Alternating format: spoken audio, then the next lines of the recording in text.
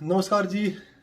और जैसा कि आप सबको पता है कि इस बार हमारे देश ने ओलंपिक में अब तक का सबसे अच्छा प्रदर्शन किया है और सबसे ज़्यादा मेडल आए हैं।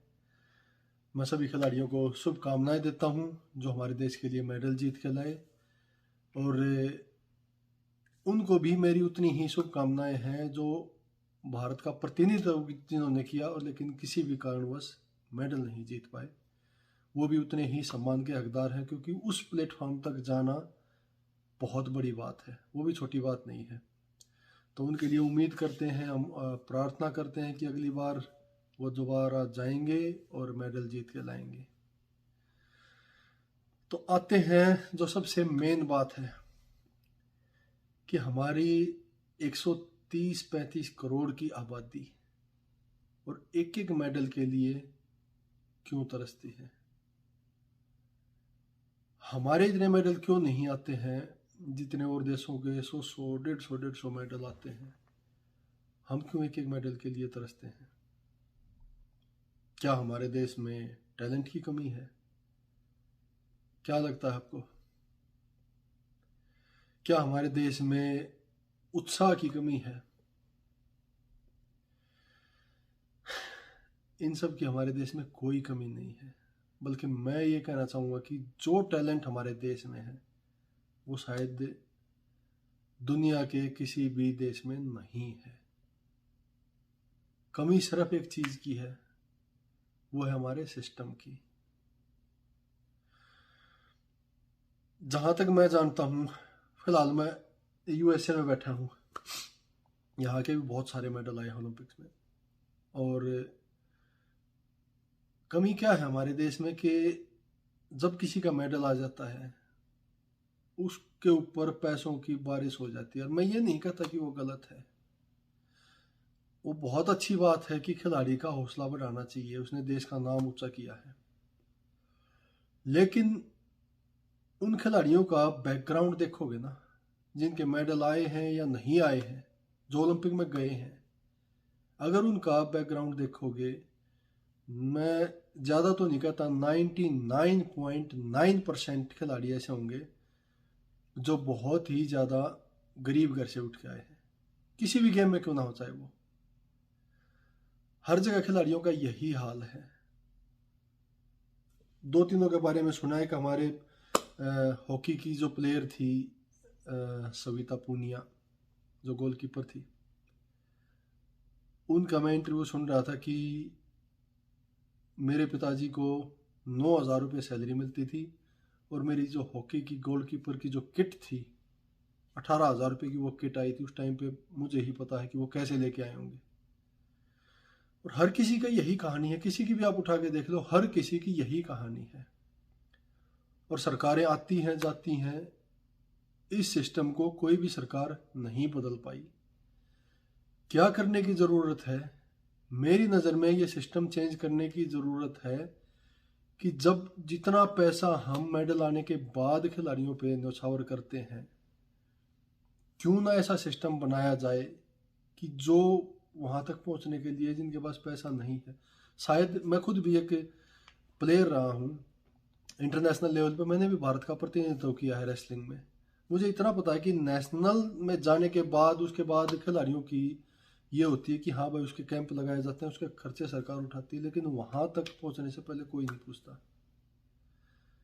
अब मुझे ये बताओ कि जिनके किसी के भी कितने भी खिलाड़ी ओलंपिक में जो मेडल लेके आए हैं, आप इनके इंटरव्यू सुनना, किसी ने ये बोला कि मेरे बाप जो मेरे पिताजी हैं वो कहीं सब्जी का ठेला लगाते हैं, कोई बोलता है मेरी माँ दूसरे के घरों में झाड़ू पोछा करती है। इन घरों से निकल के लोग ओलंपिक में जा रहे हैं, इन घरों से निकल के बच्चे ओलंपिक में जा रहे हैं। लेकिन हर कोई नहीं जा पाता। हर किसी कितने किसी ना किसी को कोई स्पॉन्सर मिल जाता है, किसी को कोई मदद मिल जाती है, वो पहुंच जाता है, लेकिन हर कोई नहीं जा पाता। हम इस चीज़ पर लड़ रहे हैं, इस चीज़ के लिए आंदोलन करते रहते हैं कि भाई आरक्षण होना चाहिए, हमें इतना आरक्षण मिलना चाहिए, हमें इतना आरक्षण मिलना चाहिए, फलानी कास्ट को इतना है तो हमें इतना क्यों नहीं है। हम ये क्यों नहीं लड़ते, इस बात पे क्यों नहीं लड़ते कि भाई हमारे बच्चों को, सबको सुविधाएं वो मिलनी चाहिए कि जो हमारे बच्चे में टैलेंट है, जो खेलना चाहता है, वो उस मंजिल तक पहुंच पाए बिना किसी रुकावट के। मुझे नहीं पता मेरी बात आप सबको सही लगेगी, गलत लगेगी, लेकिन अगर आप सोचोगे तो बात बिल्कुल सही है। सुविधाएं मिलनी चाहिए हर किसी को। और आप हर कोई देखोगे आपके इर्द गिर्द, गांव में, शहरों में, कहीं भी बहुत सारे टैलेंट आपको ऐसे मिल जाएंगे जो सुविधाओं के अभाव में दम तोड़ चुके हैं, जो कहीं तक पहुंच सकते थे लेकिन उनको मौका नहीं मिला, उनको वो सुविधाएं नहीं मिली, उनको प्लेटफॉर्म नहीं मिला कि वो अपना 100% दे पाते या उस लेवल तक पहुंच पाते। मेरी नज़र में सिर्फ ये कमी हमारे देश में टैलेंट की कमी नहीं है। टैलेंट हमारे देश में बहुत है, लेकिन एक चीज़ आप सबसे पूछूंगा मैं, और जितने मैं पहलवान हूँ, मेरे पहलवान साथी हैं कितने, वो भी बताना कि कितने सारे ऐसे पहलवान हैं जो पता नहीं कहाँ तक पहुँचने वाले थे या कहाँ तक पहुँच सकते थे, उनको इंजरी के बाद किसी ने पूछा हो। जय जयकार करते रहते हैं लोग, लेकिन जब उनको इंजरी हो जाती है कोई नहीं पूछता कि फलाना पहलवान कहाँ चला गया, आज उसकी क्या लाइफ है, क्या नहीं। यही है हमारे देश में, यही हो रहा है।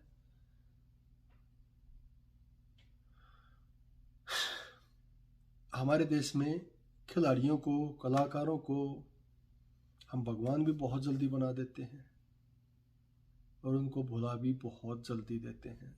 जब उनको ज़रूरत होती है तो वो कहीं गुमनामी में खो जाते हैं, कोई उनका पूछने वाला नहीं होता कि तुम्हें क्या प्रॉब्लम है, तुम इतने अच्छे खिलाड़ी थे, इतने अच्छा तुम कर रहे थे, क्या हुआ, क्या तुम्हें किसी मदद की ज़रूरत है। ना कोई सरकार से, ना कोई वैसे कोई पूछने वाला नहीं होता। ये कमी है हमारे देश में। और सरकारें इतनी आई हैं, गई हैं, कोई भी ऐसा सिस्टम नहीं बना पाई। सिर्फ राजनीति होती है, खेलों पे राजनीति होती है। अब जिनके मेडल आए हैं उनके लिए पता नहीं कितने करोड़ों की अनाउंसमेंट हो रही है, फलाना सरकार इतने दे रही है, फलाना, और मैं ये भी गारंटी के साथ लिख के देता हूँ कि वो मिलेंगे भी नहीं उनको। अनाउंसमेंट जरूर हो रही है, वो सब के सब सारे के सारे मिलेंगे भी नहीं उनको।